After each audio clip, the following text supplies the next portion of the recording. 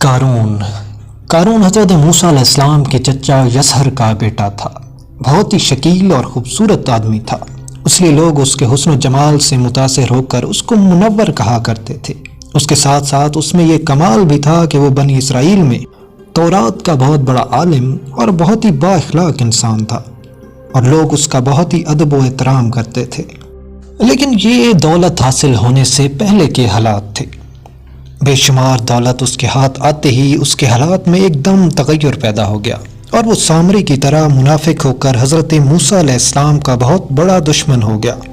جب زکوٰۃ کا حکم نازل ہوا تو اس نے حضرت موسیٰ علیہ السلام کے روبرو یہ عہد کیا تھا کہ وہ اپنے تمام مالوں میں سے 1000واں حصہ زکوٰۃ نکالے گا، مگر جب اس نے مال کا حساب لگایا تو یہ ایک بہت بڑی رقم زکوٰۃ کے لیے نکلتی تھی۔ یہ دیکھ کر اس پر ایک دم حرص و بخل کا بھوت سوار ہو گیا، اور وہ نہ صرف زکوٰۃ کا منکر ہو گیا بلکہ عام طور پر بنی اسرائیل کو بہکانے لگا کہ حضرت موسیٰ علیہ السلام اس بہانے تمام مالوں کو لینا چاہتے ہیں۔ یہاں تک کہ حضرت موسیٰ علیہ السلام سے لوگوں کو برگشتہ کرنے کے لیے اس خبیث نے یہ گندی اور گھنونی چال چلی کہ ایک عورت کو بہت زیادہ مال و دولت دے کر آمادہ کر لیا کہ وہ آپ علیہ السلام پر بدکاری کا الزام لگائے۔ چنانچہ عین اس وقت جب کہ حضرت موسیٰ علیہ السلام وعظ فرما رہے تھے، قارون نے آپ کو ٹوکا کہ فلانی عورت سے آپ نے بدکاری کی ہے، جس پر حضرت موسیٰ علیہ السلام نے فرمایا کہ اس عورت کو میرے سامنے پیش کرو۔ چنانچہ وہ عورت بلائی گئی تو حضرت موسیٰ علیہ السلام نے فرمایا کہ اے عورت، اس اللہ کی قسم جس نے بنی اسرائیل کے لیے دریا کو پھاڑ دیا اور عافیت و سلامتی کے ساتھ دریا کے پار کرا کر فرعون سے نجات دی، سچ سچ کہہ دے کہ واقعہ کیا ہے۔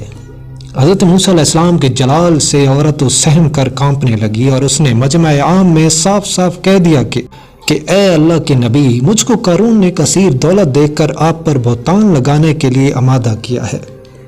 اس وقت حضرت موسیٰ علیہ السلام آبیدہ ہو کر سجدہ شکر میں گر پڑے، اور بحالت سجدہ آپ نے یہ دعا مانگی کہ یا اللہ، قارون پر اپنا قہر و غضب نازل فرما۔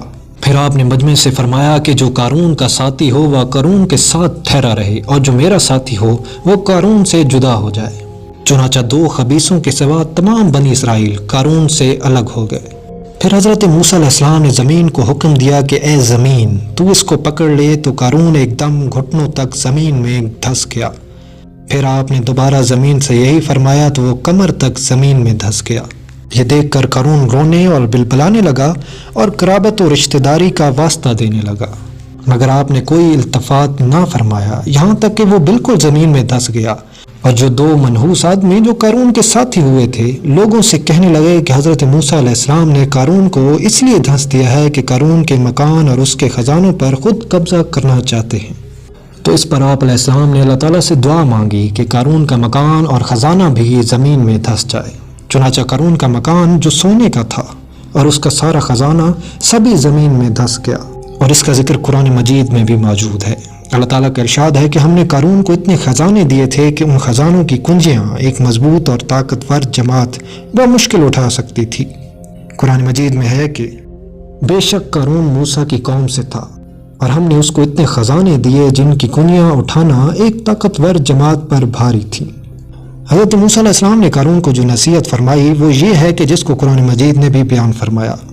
اس خیرخواہی والی نصیحت کو سن کر قارون حضرت موسیٰ علیہ السلام کا دشمن ہو گیا، اور وہ نصیحت یہ تھی کہ جب اس سے اس کی قوم نے کہا اتراؤ نہیں، بے شک اللہ اترانے والوں کو پسند نہیں کرتا، اور جو مال تجھے اللہ نے دیا ہے اس کے ذریعے آخرت کا گھر طلب کر، اور دنیا سے اپنا حصہ نہ بھول، اور احسان کر جیسا اللہ نے تجھ پر احسان کیا، اور زمین میں فساد نہ کر، بے شک اللہ فسادیوں کو پسند نہیں کرتا۔ ناظرین کرام، قارون نے اپنے مال کے گھمنڈ میں اس مخلصانہ نصیحت کو ٹھکرا دیا اور خوب بن سور کر تکبر و غرور سے اتراتا ہوا قوم کے سامنے آیا اور حضرت موسیٰ علیہ السلام کی بدگوئی اور ایذا رسانی کرنے لگا۔ اس کا نتیجہ کیا ہوا؟ اس کو قرآن کی زبانی ہی سنی۔ قرآن میں ہے کہ تو ہم نے اسے اور اس کے گھر کو زمین میں دھسا دیا، تو اس کے پاس کوئی جماعت نہ تھی جو اللہ کے مقابلے میں اس کی مدد کرتی، اور نہ وہ خود مدد کر سکا۔